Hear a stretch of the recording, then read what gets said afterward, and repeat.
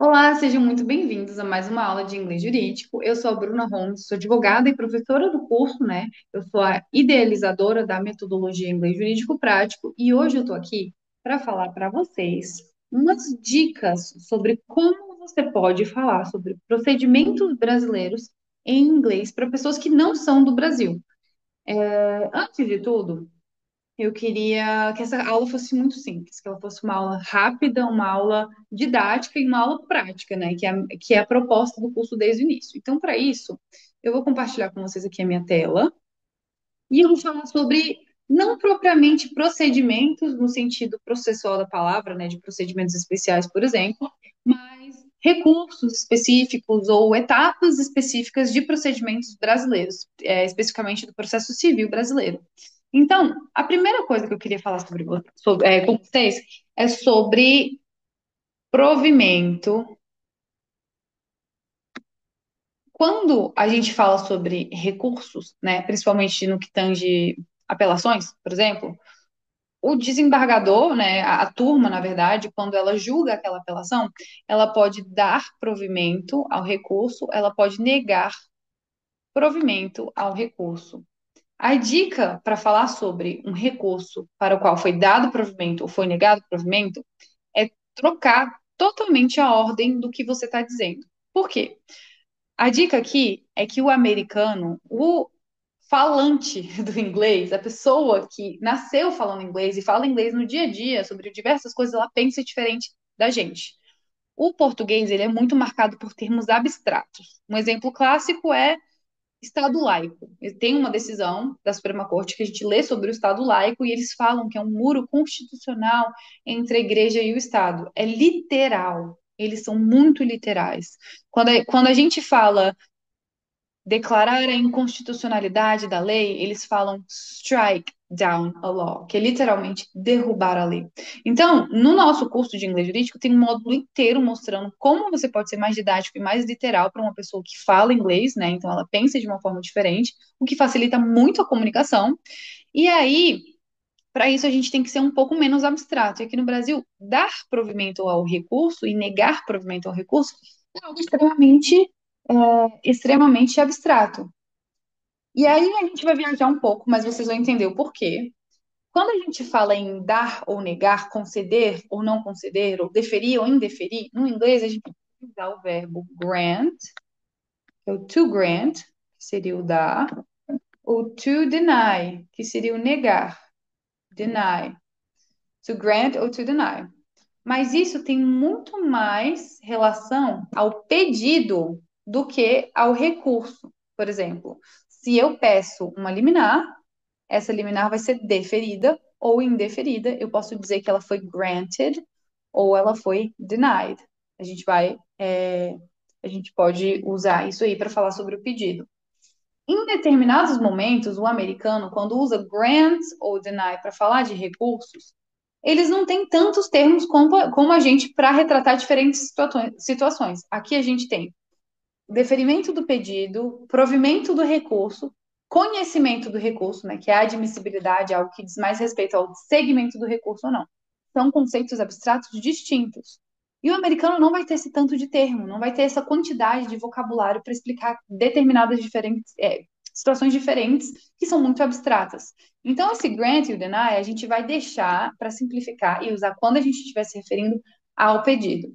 Quando a gente estiver se referindo à admissibilidade do recurso, de vez em quando eles até falam grant, e aí eles colocam o nome daquela petição, daquele recurso que está chegando. A Suprema Corte faz isso. Quando a Suprema Corte grants certiorari, que é o nome da petição que chega lá para eles, muito parecido com o nosso recurso extraordinário, isso quer dizer que eles estão admitindo. Então, isso tudo é para trazer um super problema na sua vida. É difícil você falar sobre dar provimento ou negar provimento por causa dessa confusão do grant e do deny com conhecimento e deferimento do pedido e tudo isso. Beleza, te botei um problemão. Estou aqui para solucionar seu problema, não aumentar seu problema. Então, o que que você pode fazer? Culturalmente, eu pude perceber ao longo de vários anos estudando e lendo várias e várias decisões, eu pude perceber que eles evitam falar que foi dado provimento ao recurso. E sim, algo mais literal. O que que é a consequência literal do provimento do recurso? é a reforma da sentença. A gente já viu em outras situações, se você me acompanha no Instagram, você tem que saber, porque eu já compartilhei essa dica. Se você já faz o meu curso também, tá lá no curso, tá super explicadinho. Mas sentença é judgment. Sentença, né? Vou colocar aqui. Então, se a gente está querendo falar que foi dado provimento ao recurso, o que aconteceu de fato é que a sentença foi revertida. Então, a gente vai falar reversed the judgment. Agora é o seguinte, quando a gente fala que a sentença foi revertida, a gente também tem outro vício do português, que é falar na voz passiva. Quem foi que reverteu essa sentença? Tem um sujeito oculto aqui, mas como a gente está falando na voz passiva, é difícil de entender. Quem não está aqui, quem não opera no Brasil, precisa de toda a didática possível. Então a gente vai evitar a voz passiva, vai evitar termos abstratos demais e vai colocar todo mundo aqui. Quem reverteu a sentença? Não foi o tribunal? Então a gente vai falar Tribunal de Justiça, Court of Appeals. Então, the Court of Appeals reversed the judgment. Sabe o que que eu disse aqui? O Tribunal de Justiça reverteu a sentença. Em outras palavras, deu provimento à apelação. Se fosse o contrário, em vez de usar reversed, a gente poderia usar affirmed, que seria como se ele tivesse confirmado a sentença, ou seja, negado o provimento à apelação. Se tivesse sido em parte, também não tem problema, você pode colocar in part logo depois. Essa aula, falei que ia ser simples, que ela ia ser enxuta, que ela ia ser rápida e prática, mas esse é o máximo que eu consigo deixar, porque realmente é uma coisa um tanto quanto complicada, né? Espero que vocês tenham entendido bem. Vamos para o próximo procedimento que eu acho interessante a gente falar sobre em inglês. Agravo de instrumento. Agravo de instrumento, quando a gente fala isso em português, é algo um pouco abstrato. Instrumento. Eu lembro muito do meu primeiro semestre na faculdade. Primeiro não, eu acho que eu aprendi um agravo de instrumento bem depois disso. Foi na aula de recursos, eu não lembro bem qual foi o semestre que eu aprendi, mas certamente não foi no primeiro. Mas eu lembro nessa época que eu estava adquirindo todo esse vocabulário jurídico, a dificuldade que eu tinha para visualizar tudo isso, porque nada disso é literal.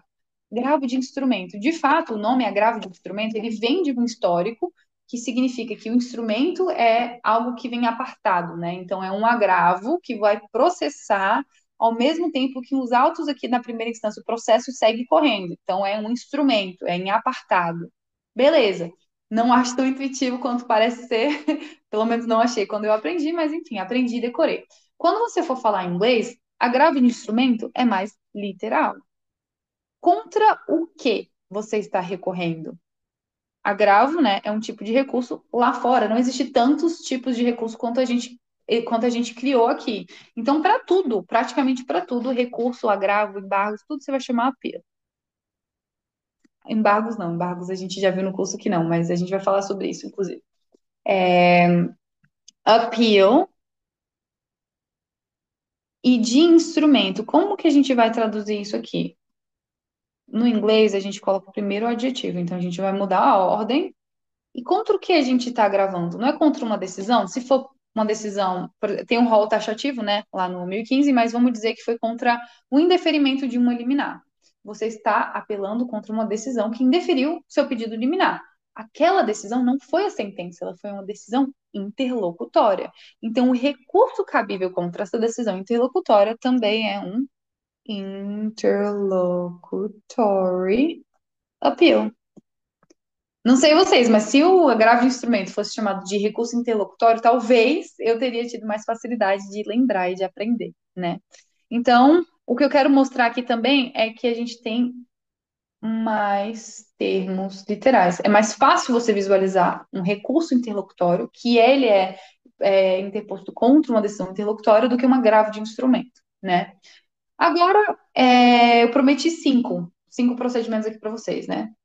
Procedimentos, né? Mas vamos lá. O próximo que eu queria falar para vocês é RESP. E vou trazer RE também, porque eu acho que a lógica é bem similar.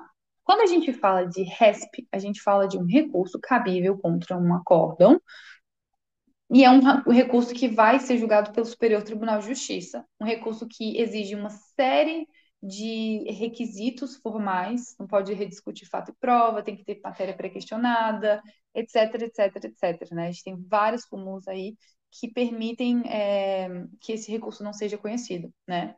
Então, para a gente explicar o RESP, a gente precisa primeiro entender quem é que vai julgar o RESP. O STJ. O STJ é um tribunal brasileiro. Nos Estados Unidos não existe STJ. O federalismo nos Estados Unidos deixou as questões muito separadas, né? Os estados têm muita autonomia para legislar sobre matérias e matérias. É direito processual civil, é direito penal. Então, são os próprios estados que organizam qual seria a última, né, a última corte a interpretar as leis estaduais. E, além disso, em nível federal, não existe um STJ. Existe, sim, a Supreme Court, né, que é a Suprema Corte, e lá a gente vai ver que a Suprema Corte, ela reúne, né, o papel tanto de STJ e STF no sentido de interpretação final das leis federais e da Constituição Federal. Mas, não entrando muito nesse mérito, o que eu quero dizer aqui, quando você traduz RESP, você não pode simplesmente falar special appeal.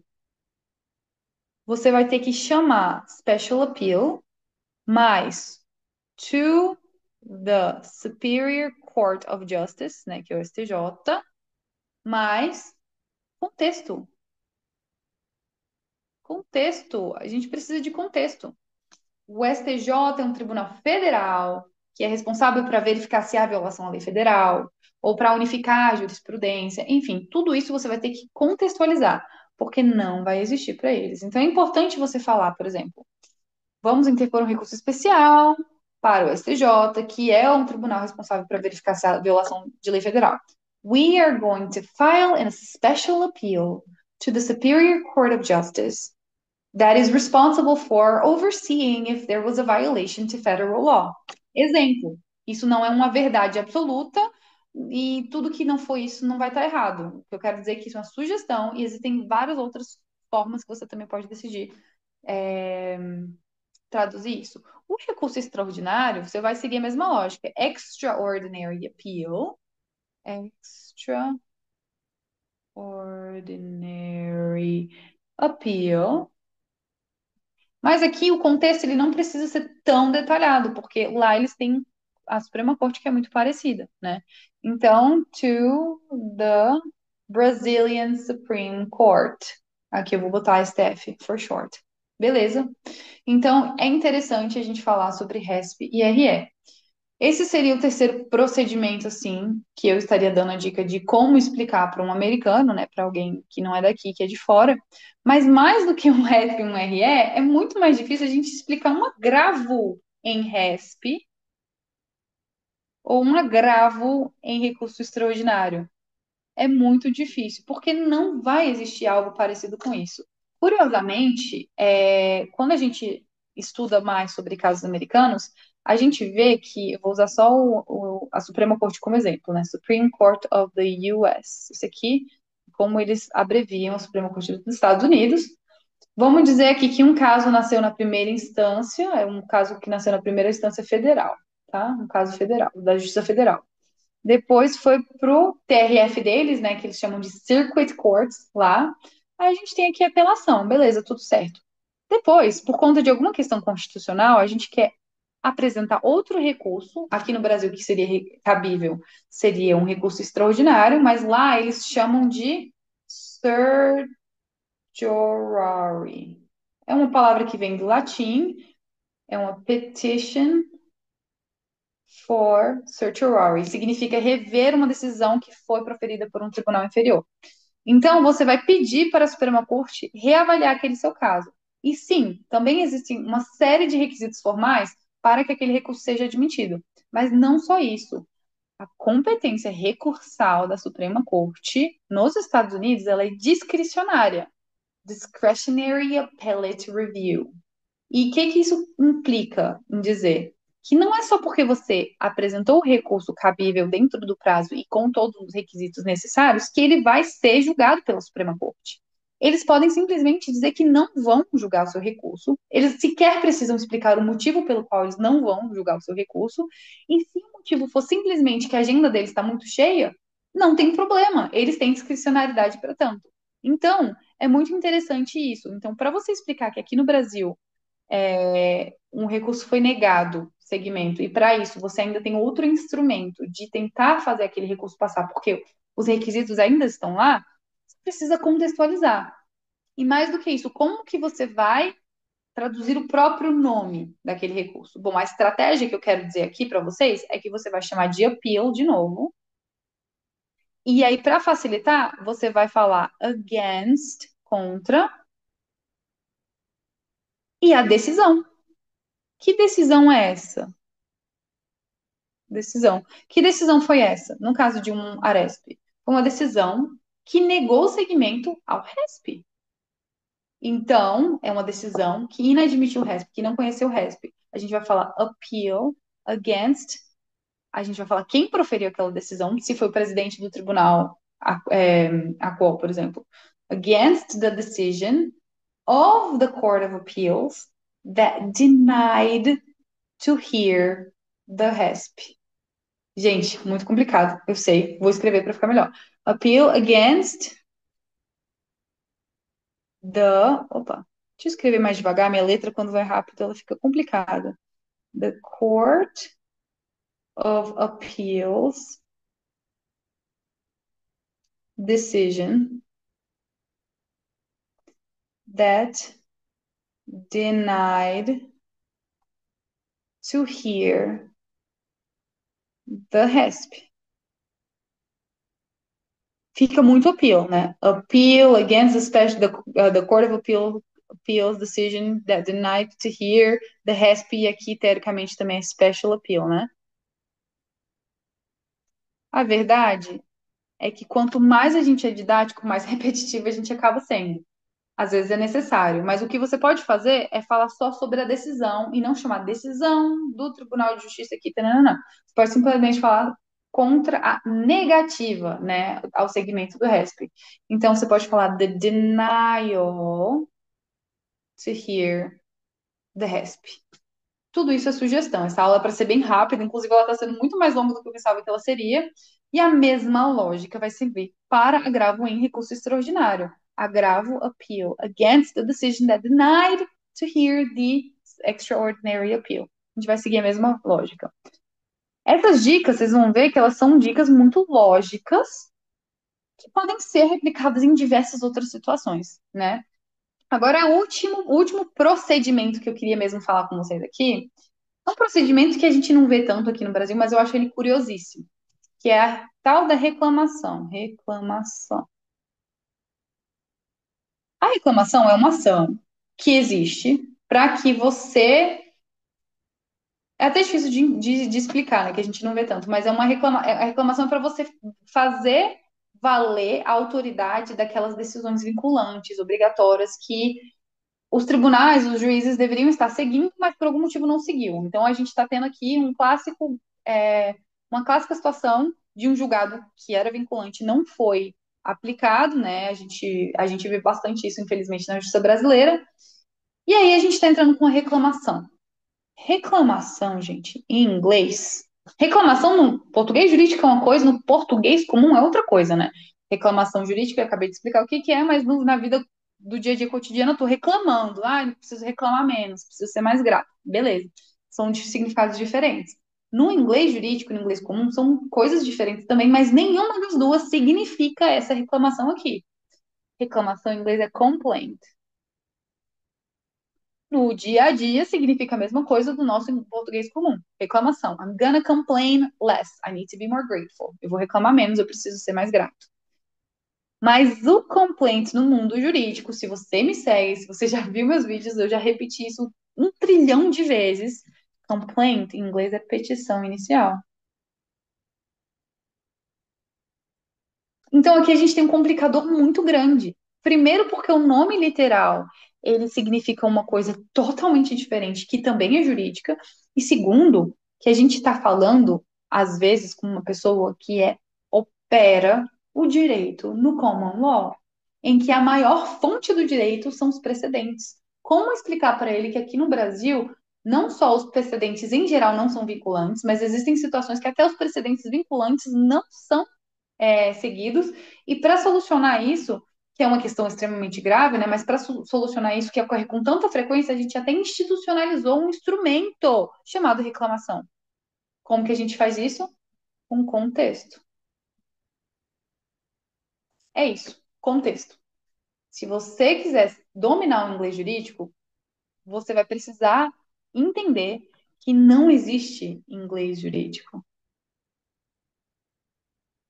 O que existe é comunicação jurídica em inglês. Quando você domina isso, você dominou o inglês jurídico. E é isso.